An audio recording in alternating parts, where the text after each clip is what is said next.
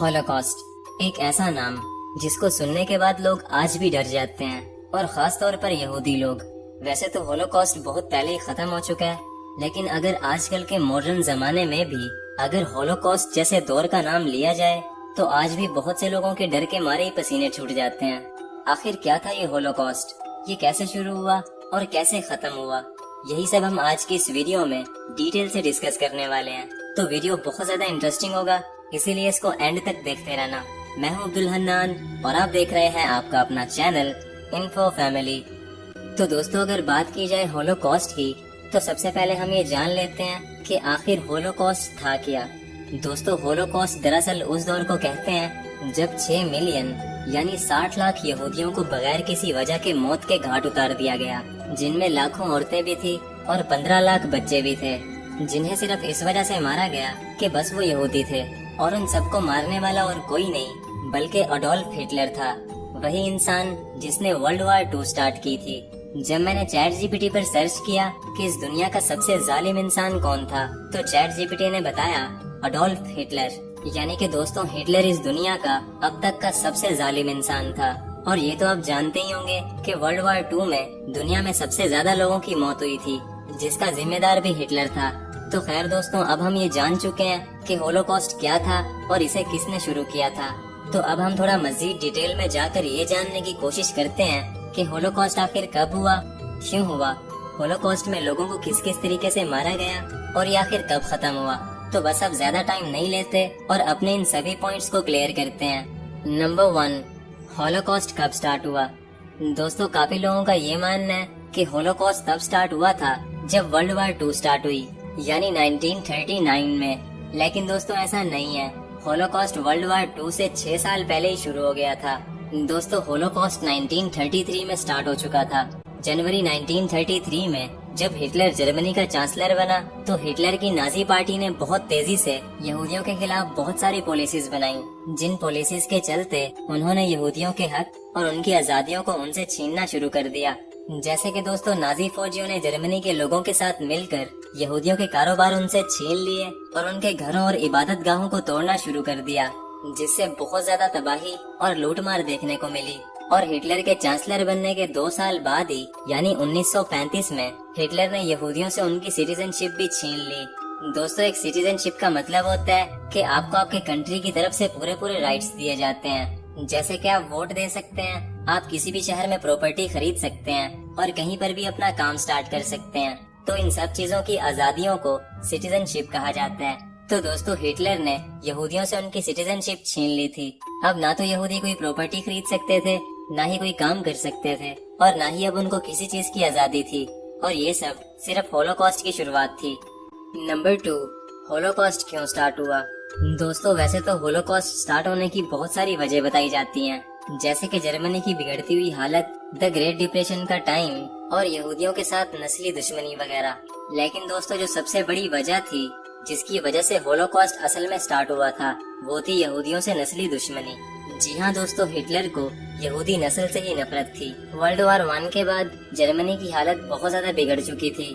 جرمنی کی اکانومی اتنی زیادہ ڈاؤن ہو چکی تھی کہ لوگ اگر ایک بریڈ خریدنے کے لیے جاتے تھے تو انہیں ریڑیوں پر بھر کر پیسہ لے کر جانا پڑتا تھا۔ ایسے ہی دوستوں، ستمبر 1923 میں جرمنی میں ایک بریڈ کے پیکٹ کی قیمت $2 ملین تھی، اور اس کے 1 مہینے بعد یعنی اکتوبر 1923 میں اسی پیکٹ کی قیمت $670 ملین ہو چکی تھی۔ ایسے ہی نومبر 1923 میں یہ قیمت سیدھا $3 بلین تک چلی گئی تھی، اور پھر کچھ ہی ہفتوں میں ایک بریڈ کے پیکٹ کی قیمت $100 بلین ہو چکی تھی، یعنی کہ جرمنی کی اکانومی کا ستیہ ناش ہو چکا تھا۔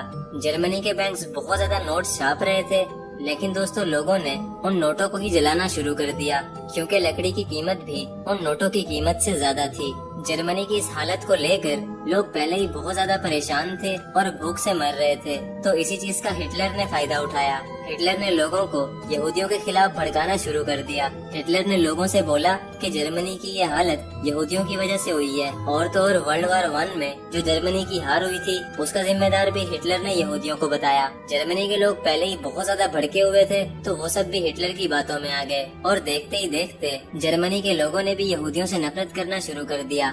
دوستو، ہٹلر کا یہ کہنا تھا کہ یہودی ہم سے کمتر ہیں، ہماری نسل آرین نسل ہے जो कि यहूदियों से बेहतर है। और शायद कहीं न कहीं हिटलर को ये डर भी था कि कहीं ये यहूदी जर्मनी पर कब्जा न कर लें, क्योंकि दोस्तों उस वक्त यहूदी बहुत ही ज्यादा इंटेलिजेंट थे। और यहूदियों की इंटेलिजेंस का अंदाजा आप इस बात से भी लगा सकते हैं कि दुनिया के सबसे बड़े साइंटिस्ट यानी अल्बर्ट आइंस्टाइन भी एक यहूदी थे, जो कि होलोकॉस्ट के टाइम पर जर्मनी में मौजूद थे। आइंस्टाइन जर्मनी छोड़कर भाग गए थे, इसीलिए वो होलोकॉस्ट से बच गए। बहरहाल जो कुछ भी था, लेकिन दोस्तों असल रीजन यही थी कि हिटलर को यहूदी नस्ल से ही नफरत थी और यही वजह थी कि होलोकॉस्ट स्टार्ट हुआ। नंबर 3, होलोकॉस्ट में लोगों को किस किस तरीके से मारा गया। दोस्तों वैसे तो होलोकॉस्ट 1933 में स्टार्ट हो चुका था। शुरू में तो सिर्फ यहूदी मर्दों को ही मारा जा रहा था और बाकी औरतों और बच्चों को कैद किया जा रहा था। लेकिन जब वर्ल्ड वार 2 शुरू हुई तो उसके 2 साल बाद ही यानी 1941 में यहूदियों का कत्लेआम शुरू हो गया। नाजियों को जो भी यहूदी नजर आता था तो वो उसको मार देते थे, फिर चाहे वो कोई औरत हो या फिर कोई छोटा बच्चा। नाजियों ने यहूदियों को कत्ल करने के 2 मेन तरीके अपनाए। पहला तरीका था मास शूटिंग और दूसरा तरीका था पॉइजन गैस। मास शूटिंग में नाजियों ने यहूदियों पर बहुत बड़े पैमाने पर फायरिंग स्टार्ट की। ये फायरिंग इतनी भयानक थी कि आज से पहले इतनी बड़ी फायरिंग नहीं देखी गई थी। नाजियों को जो भी यहूदी नजर आ रहा था तो वो उसको गोलियों से भून रहे थे और ये सब वो अक्सर दिन के उजाले में किया करते थे। इसी तरह यहूदियों को मारने का दूसरा तरीका पॉइजन गैस था।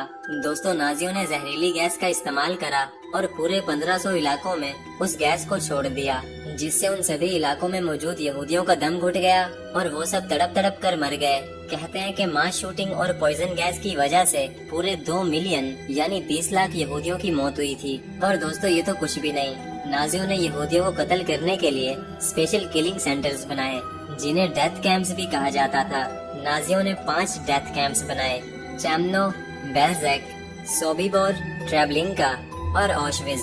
ये सब के सब डेथ कैंप्स नाजियों ने स्पेशली इसीलिए बनाए थे ताकि वो भारी अमाउंट के अंदर यहूदियों को कत्ल कर सकें। सभी यहूदियों को पूरे यूरोप से खींचकर जबरदस्ती उन डेथ कैंप्स में लाया जाता था और उनको लाने का तरीका भी बहुत ज्यादा बुरा था। दोस्तों यहूदियों को जबरदस्ती ट्रेन्स के ऊपर चढ़ाया जाता था और उन ट्रेन्स को इतना ज्यादा भर दिया जाता था कि उनके अंदर बैठने तक की भी जगह नहीं बचती थी। अक्सर यहूदियों को खड़े होकर सफर करना पड़ता था। वो ट्रेन्स कई कई दिन तक चलती रहती थी और उन ट्रेन्स के अंदर खाने पीने और वॉशरूम की कोई भी सहूलत मौजूद नहीं थी, जिसकी वजह से आधे यहूदी तो ट्रेन्स में ही मर जाते थे और इसीलिए उन ट्रेन्स को डेथ ट्रेन्स भी कहा जाता था। डेथ ट्रेन से जो यहूदी बच जाते थे उनको ट्रेन से उतार कर सीधा डेथ कैंप्स में ले जाया जाता था, जहाँ फिर उनको कत्ल किया जाता था। और उनको कत्ल करने का तरीका भी बहुत ज्यादा भयानक और दिल दहला देने वाला था। दोस्तों जो यहूदी डेथ कैंप्स में आते थे तो सबसे पहले उनके बॉडी और सर के बालों को उतार लिया जाता था, जिनमें औरतें और बच्चे सब लोग शामिल थे। उनको बोला जाता था कि आपके बालों में जुएं पड़ गई हैं, इसीलिए इनको उतारना जरूरी है। तो दोस्तों नाजी सबसे पहले उन लोगों के बाल उतार लेते थे और फिर वो उन बालों का कालीन बनाकर अपने ऑफिस में बिछाया करते थे, यानी ह्यूमन हेयर्स के कालीन। दोस्तों उनके बाल उतारने के बाद उनको बोला जाता था कि आप लोग बहुत ही गंदे हो चुके हो, आप लोगों को अब नहाना चाहिए। तो फिर नाजी उनके कपड़े उतारते थे और उन सबको नंगा करके बाथरूम की बजाय धोखे से एक गैस चैम्बर में भेज देते थे, जहां उन पर जहरीली गैस छोड़ी जाती थी, जिससे वो सब मर जाते थे। उसके बाद उन सब की लाशों को ठिकाने लगाने के लिए नाजी पहले से ही ऐसे यहूदी सेलेक्ट कर लेते थे जो कि थोड़े फिजिकली स्ट्रॉन्ग होते थे। वो उन बेचारों से उन्हीं के लोगों को कत्ल करवाते थे और फिर सबकी लाशों को ठिकाने लगवाने के बाद वो उनको भी गोली मार देते थे। अब इमेजिन करो कि आपको जबरदस्ती अपने ही फैमिली के लोगों को मारना पड़ रहा है। आप शायद इमेजिन भी नहीं कर पाओगे। आप जरूर यही सोचोगे कि काश ऐसा करने से पहले मेरी मौत आ जाए। तो जरा सोचो उन लोगों के साथ क्या हुआ होगा जिन्होंने अपने ही लोगों को मारा होगा। और दोस्तों जैसे कि मैंने बताया था कि 5 किलिंग सेंटर्स थे, जिनमें से एक ऑशविज भी था। तो एक आदमी जिसका नाम लियो श्नाइडरमैन था, वो भी कत्ल होने के लिए ऑशविज भेजा गया था, लेकिन फॉर्चुनेटली लियो ऑशविज से बच गया था। और फिर बाद में लियो ने अपनी स्टोरी बताई जो कि काफी दर्दनाक थी। दोस्तों लियो बताते हैं कि वो बहुत ही छोटे थे जब वो ऑशविज पहुंचे तो रात काफी ज्यादा गहरी हो चुकी थी। उन सबको फटाफट ट्रेन से उतारा गया और सब कुछ बहुत ही जल्दी जल्दी हो रहा था। ऑशविज के गेट खोले गए, आदमियों को उनकी औरतों से अलग कर दिया गया और औरतों से उनके बच्चों को जबरदस्ती छीन लिया गया। वो सब कुछ ऐसे हो रहा था जैसे कि भेड़ बकरियों के साथ होता है। लियो बताते हैं कि मेरी माँ मेरे पास भागते हुए आई और मेरे कंधे को पकड़कर बोली कि अब मैं तुम्हें कभी नहीं देख पाऊंगी, अपने भाई का ख्याल रखना। तो दोस्तों मास शूटिंग और पॉइजन गैस के बाद ये थे डेथ कैंप्स। मास शूटिंग और पॉइजन गैस की वजह से 20 लाख यहूदी मरे थे और डेथ कैंप्स की वजह से 27 लाख, यानी कुल मिलाकर 47 लाख लोगों की मौत हो चुकी थी। अब बाकी बचे 13 लाख, तो उन्हें गेटोस में मारा गया था। अब ये गेटोस क्या था, मैं हूं ना बताने के लिए। दोस्तों जिन इलाकों में यहूदी ज्यादा थे, तो ऐसे इलाकों को नाजियों ने घेर लिया। उन्होंने उन इलाकों के इर्द गिर्द दीवारें बना दी और सब यहूदियों को उन दीवारों में कैद कर दिया। तो ऐसे इलाकों को गेटोस कहा जाता था। गेटोस के अंदर हालात बहुत ही बुरे थे और कोई भी यहूदी नाजियों की मर्जी के बगैर बाहर नहीं जा सकता था। दोस्तों गेटोस के अंदर हालात इतने ज्यादा खतरनाक थे कि वहाँ कोई भी कुछ नहीं बोल पाता था। अगर कोई बोलने की कोशिश करता तो उसको या तो बहुत ज्यादा मारा पीटा जाता या फिर सीधा गोली मार दी जाती। वहाँ के लोगों को बहुत ही कम फूड दिया जाता था और इसके अलावा वहाँ कोई भी मेडिकल केयर नहीं थी, यानी अगर एक औरत का बच्चा भी पैदा हो रहा हो तो उसके लिए भी वहाँ कोई भी फैसिलिटी मौजूद नहीं थी। दोस्तों गेटोस के अंदर इतनी बुरी कंडीशन होने की वजह से हजारों लोग मरते जा रहे थे और कुछ लोग जो गेटोस से बच गए थे उनमें से एक औरत चैरलिन स्टीव भी थी। उन्होंने अपनी एक स्टोरी सुनाई जिसमें उन्होंने ये बताया कि जब वो गेटोस में थी तो वहाँ उनके साथ क्या क्या होता था। दोस्तों चैरलिन बताती हैं कि जब वो गेटोस में थी तो उनके पास सिर्फ एक कमरा था। उस एक कमरे के अंदर 4 फैमिलीज को रहना पड़ता था और जगह इतनी कम थी कि वो सबके सब रूम में लेटकर सो भी नहीं सकते थे।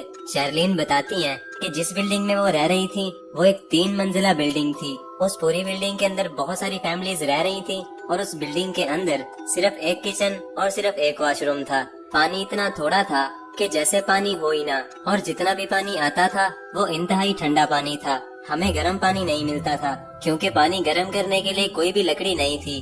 हमारे कमरे में जितने भी लोग रहते थे वो सब काम पर जाया करते थे। हम सिर्फ 3 या 4 लोग कमरे में रुका करते थे क्योंकि हम बहुत ही छोटे थे। जो लोग काम पर जाया करते थे सिर्फ उन्हीं को राशन मिलता था। उन्हें सारा दिन काम करने के बाद सिर्फ 2 ब्रेड के स्लाइसेस, कुछ सब्जी और थोड़ी सी चीनी मिलती थी, जो कि दिन भर काम करने के बाद एक इंसान के खाने के लिए बिल्कुल भी काफी नहीं थी। शुरू में तो ये राशन हमें डेली मिलता था, लेकिन फिर कुछ वक्त बाद वो राशन हमें सिर्फ हफ्ते में एक बार मिलने लगा। मेरी माँ और मेरी बहन अपना राशन मेरे साथ शेयर करती थी और ये सब बहुत ही मुश्किल था। हमें इतनी ज्यादा भूख लगती थी कि हम भूख से तड़पा करते थे। हत्ता कि मैंने भी फैसला किया कि मैं भी बाहर जाकर काम करूंगी और अपने लिए अलग से राशन लाऊंगी। हम सब भूखे थे, गंदे थे और हमारा कोई भी सहारा नहीं था। चैरलिन बताती हैं कि हमें हर वक्त खाने का ख्याल आता था। अगर हम बच्चे कोई खेल भी खेलते थे तो वो भी हम ये सोचकर खेलते थे कि हमें खाना कैसे मिलेगा, क्योंकि वो भूख इतनी ज्यादा थी कि उसे बयान कर पाना मुश्किल है। और दोस्तों अब अगर देखा जाए तो हम लोग कितने खुशकिस्मत हैं जो कि आजादी से जिंदगी गुजारते हैं और कभी भी रात को भूखे नहीं सोते। दोस्तों गेटोस के अंदर भी हजारों लाखों यहूदी मर गए थे, लेकिन फिर भी बहुत सारे यहूदी ऐसे थे जो कि नाजियों की नजर से बचे हुए थे। अब आप जरूर ये सोच रहे होंगे कि आखिर कैसे। वो ऐसे दोस्तों कि जब दरअसल होलोकॉस्ट स्टार्ट हुआ था तो कुछ ईसाइयों ने तरस खाकर यहूदियों को छुपने की जगह दी। उन्होंने उनके लिए नकली कागजात बनवाए जिससे ये साबित होता था कि वो यहूदी नहीं है बल्कि वो भी ईसाई हैं। तो इसी वजह से काफी सारे यहूदी होलोकॉस्ट से बचे हुए थे। लेकिन दोस्तों होने को कुछ और ही मंजूर था। एक दिन नाजियों को एक अननोन नंबर से कॉल आता है और वो अननोन नंबर नाजियों को सब बता देता है, जैसे कि यहूदी कहाँ कहाँ छुपे हुए हैं और किन किन यहूदियों ने अपनी आइडेंटिटी बदल रखी है। बस ये सुनना था कि नाजियों ने बचे कुछ यहूदियों को भी ढूंढ ढूंढ कर मारना शुरू कर दिया और बहुत से ईसाइयों को भी सिर्फ इस वजह से मारा गया कि वो यहूदी जैसे लग रहे थे। दोस्तों नाजियों ने यहूदियों को मारने की कोई भी कसर नहीं छोड़ी और कुल मिलाकर नाजियों ने 6 मिलियन यानी 60 लाख यहूदी मार दिए थे। इसी सब को हम लोग आज होलोकॉस्ट के नाम से जानते हैं और कहा जाता है कि होलोकॉस्ट ह्यूमन हिस्ट्री का अब तक का सबसे डार्क टाइम था। नंबर 4, होलोकॉस्ट कैसे खत्म हुआ। दोस्तों होलोकॉस्ट 1933 से लेकर 1945 तक यानी पूरे 12 साल तक चलता रहा और ये तब खत्म हुआ था जब वर्ल्ड वार 2 खत्म हुई यानी 1945 में। होलोकॉस्ट के खत्म होने के बाद बहुत से लोग अपनी फैमिलीज को खो देने की तकलीफ से गुजर रहे थे। कुछ लोग जो हिम्मत वाले थे वो अपने घरों को वापस चले गए, लेकिन बहुत लोग अभी भी डरे हुए थे। उनकी हिम्मत नहीं हो रही थी कि वो अब कहीं भी जा पाएं, तो इसीलिए ऐसे लोगों को कैंप्स में रखा गया और जब तक उन्हें उनके नए घर नहीं मिले उन्हें कई सालों तक उन कैंप्स में इंतजार करना पड़ा। दोस्तों ना जाने वो वक्त कैसा रहा होगा जब लोगों को होलोकॉस्ट खत्म होने की खुशी से ज्यादा अपने प्यारों को खोने की तकलीफ दिन रात तड़पाती होगी। और ये तो सिर्फ वर्ल्ड वार 2 थी जो लोग बच भी गए, क्योंकि अगर वर्ल्ड वार 3 हुई तो ये दुनिया नहीं बचेगी। तो इसी के साथ साथ दोस्तों आज का हमारा ये वीडियो खत्म होता है। मैं उम्मीद करता हूँ इस वीडियो को देखने के बाद आपको काफी ज्यादा इन्फॉर्मेशन मिली होगी। इस इन्फॉर्मेशन को कलेक्ट करने के लिए मैंने इंटरनेट का हर एक आर्टिकल छान मारा, तो यूट्यूब पर आपको होलोकॉस्ट के बारे में ऐसी कोई भी वीडियो नहीं मिलेगी। हो सके तो मेरी इस वीडियो को सेव कर लेना, नहीं तो इसे लाइक जरूर कर देना, क्योंकि ऐसा करने से ये आपकी लाइक्ड वीडियोस में ऐड हो जाएगी। और दोस्तों अगर आप ऐसा ही नॉलेज भरा कंटेंट देखना पसंद करते हो तो मेरे चैनल इन्फो फैमिली को सब्सक्राइब करके रख लो, ताकि मेरा और आपका कनेक्शन जुड़ा रहे। तो बस फिर मिलते हैं किसी नेक्स्ट वीडियो में, तब तक के लिए अल्लाह हाफिज।